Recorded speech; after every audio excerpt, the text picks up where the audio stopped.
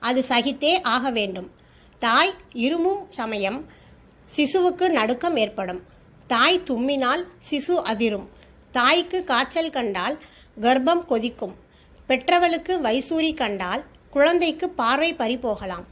பிறவா வரம் வேண்டும் என்று மகான்கள் கேட்பது இதற்காகத்தான். ஒழுக்கமும் நேர்மையும் நற்பண்புகளும் தெய்வ பக்தியும் கொண்டவனுக்கு மறுபிறவி வாய்ப்பதில்லை. பொருளை சேமித்து அழகு பார்க்காமல் தீர்த்த யாத்திரை, தான தர்மம் என்று புண்ணியங்களை பெருக்கிக் கொள்ள வேண்டும்.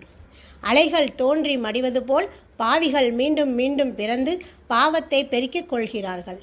பிறந்தவுடன் ஒரு சிசு மடிவது சிசுவின் பாவத்தோடு அதன் பெற்றோர்களின் பாவமும் சேர்ந்துதான் நடக்கிறது.